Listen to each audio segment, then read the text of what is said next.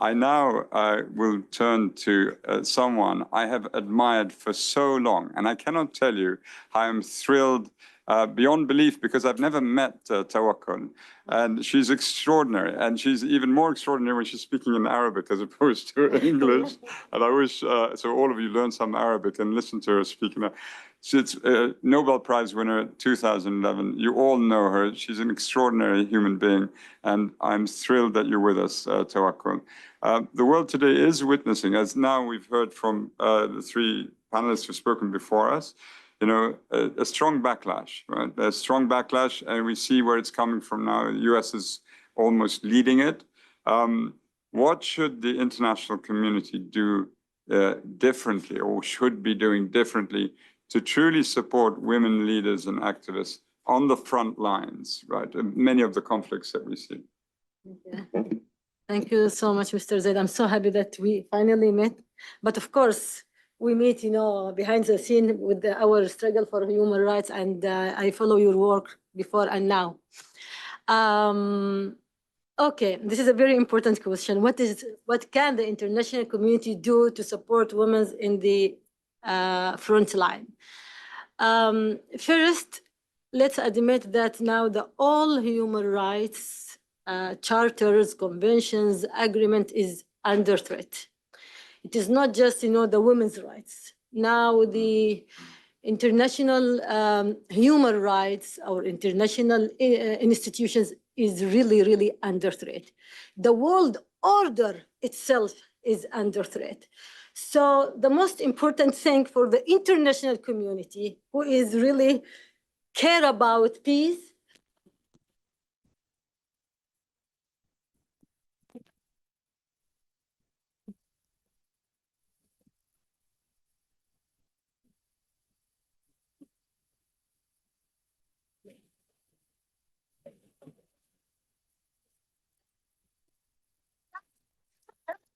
no challenge.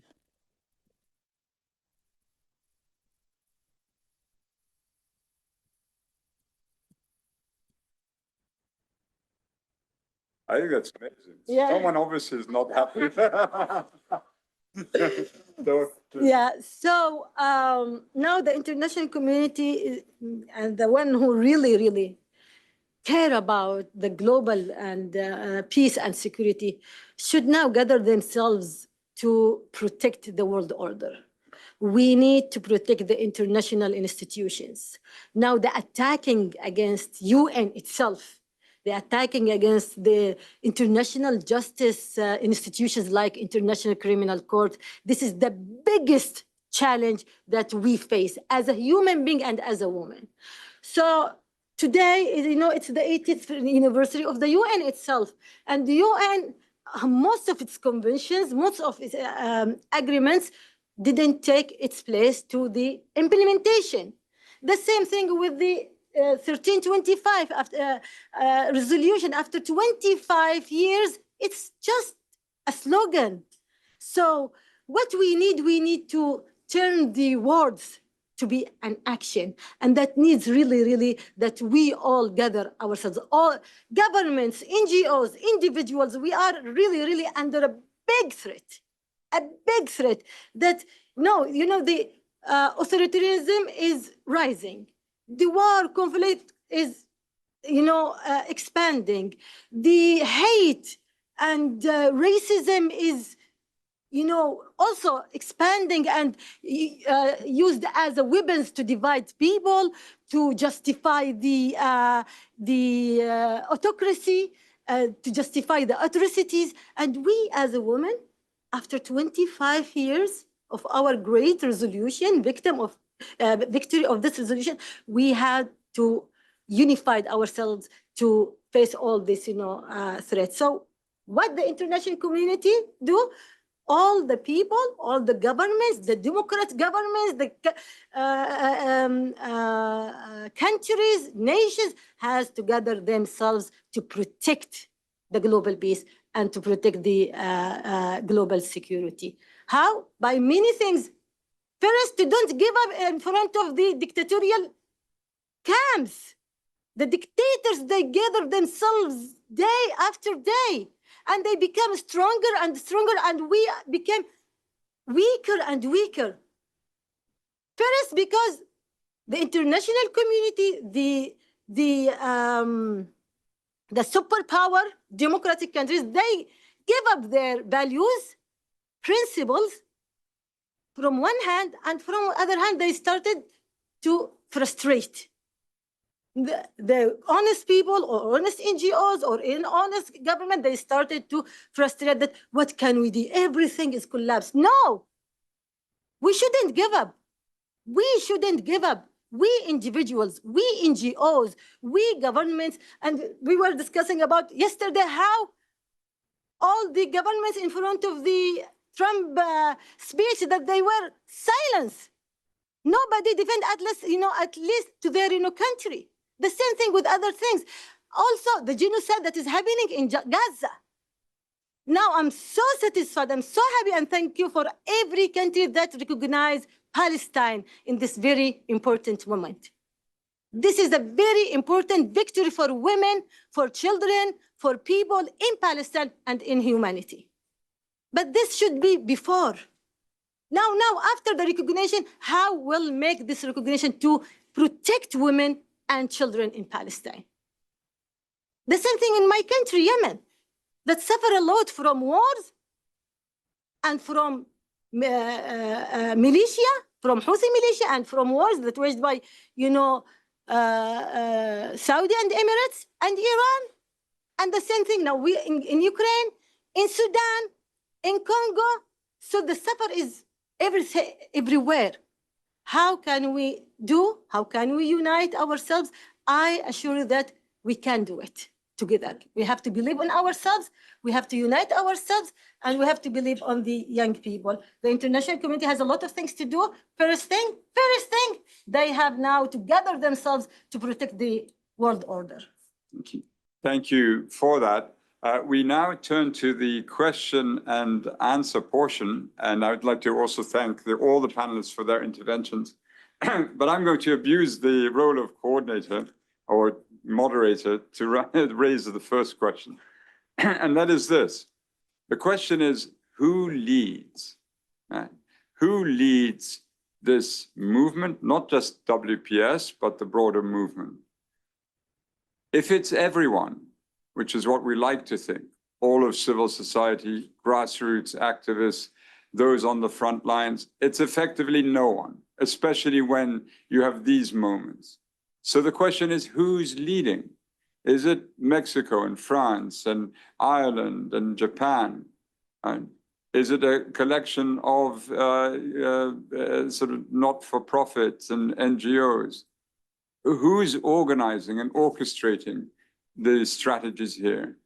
And if there isn't anyone doing it, who should be doing it? And can we come around and agree and give up a little bit of individual agency and be directed? And I recall a conversation once with George Soros when he said it's important that the human rights movement, which is often cellular and works in a sort of atomic structure, basically, where it goes from that to actually being a wave function. But there you have to be led.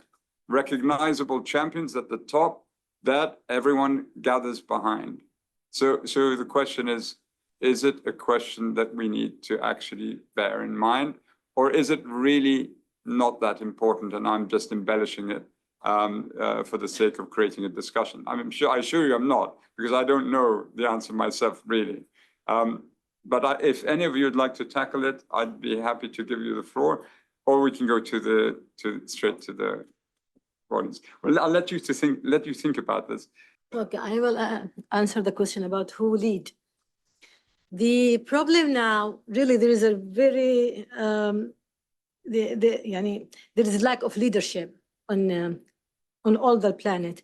If we talk about the governments as the leadership, unfortunately, as I said, now the situation is, the authoritarianism, is rising, and it's about 75% of the world now is controlled or ruled by authoritarian system and regimes. So who lead? there is also, at the same time, there is brave voices came from some governments around the world that we didn't expect before. Now they are talking about justice, and they are trying to defend on the international institutions like International Criminal Court. And for example, Spain, talking about this is very important, flag. Ireland, taking, this very important flag. South Africa, taking this important flag. France, also working on the field, on recognition of Palestine, and yesterday they made it. Britain, after make all this chaos in the Middle East and region, yesterday, they or day before yesterday, recognized Palestine, and etc. So these kind of government and voices that came from leaders, international leaders, we have to encourage it. We have to remind them on their obligation, on their duty to save global peace. So they have to. European Union also, is doing very good in this. Netherlands, when they are defending on International Criminal Court. The most important thing that we have to. I know that these institutions is weak, but we shouldn't. Allow it to collapse. What we call before, and I still call before, I always call, we need reforms to the International Criminal Court to be able to prosecute the war criminals without the permission of countries, and without allowing the veto, the P5 countries to use veto. And we need reforms. And now I'm calling to protect it. I'm calling it. There is a threat under it exists. So again, we have to lie on and support those governments, telling them to continue their rule, number one, and number two, the leaders, you, Dr. Zaid, me, you, everyone in this hall, in this conference, all of us has to consider herself as a leader who can protect the planet, not just his position. We can do a lot, and what we see now, there is a very big awareness with all this clash, with all this blackness. There is a very big awareness coming from social media, which has a lot of obstacles. It has the power of oppressed, or the power of freedom. So we can use all platforms and works on this field. Last thing, which is very important, Dr. Zaid, we have to create new leaders. We have to support youth, young people, to be the leaders of the future, of the current and the future, and they will do the great change in the world. Thank you, Tawakkol. Yeah, thanks. Amazing presentations. On some of the questions raised about what could we do, what could we lead, how could it be less dispersed and coordinated, I did publish an article in 2020 for the 20th anniversary, making some recommendations, including a special envoy that would report directly to the SG that would coordinate things. But that's not the point I wanted to make.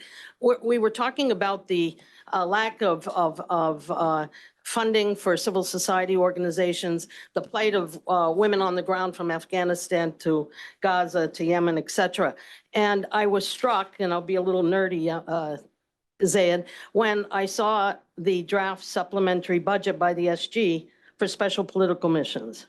And I went through the 192 pages, and there's 6 missions, all Muslim majority countries, that have proposed the elimination of gender posts or the reclassification downward, including the Special Envoy's office in Yemen, UNSMIL, Libya, eliminating the senior gender advisor post of P5, the same in the Yemen Special Envoy's office, Somalia, Afghanistan, Syria. So that's something concrete. It's going to be coming up in the context of the reform. I think everyone should focus on and follow, and member states will only raise it if there's pressure on them. Just a second point. When we think who should lead, this may sound a little bit wacko, but in some of the conflict countries I've been deployed to, I think there's not enough attention on the male leaders of those countries. East Timor, now Timor-Leste, is an example of the incredible things three male leaders, including the opposition, did in terms of, when confronted with it, backing women's involvement increase. Timor-Leste today, as small as it is, the largest parliamentary quota and representation in Southeast Asia. So I think that even how despicable they may be, I think that there should be a focus on what can the international community and civil society on the ground do to engage and make them winners if they sign on and buy into certain things. I don't think it's hopeless, and there's a lot of transitional stages.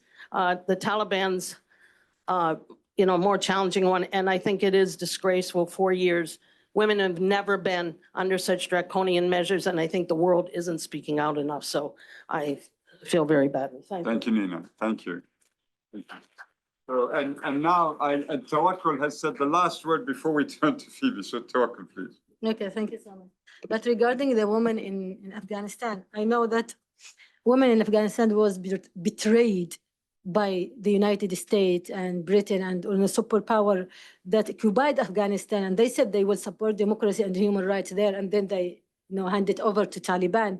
And we women, especially in these countries, in the conflict areas, we have to rely on ourselves, and we have to rely on the people, that we shouldn't give up. And I'm here telling to all of you, if you are representing a state or NGOs, implementing 1325 need to be courageous, to be brave.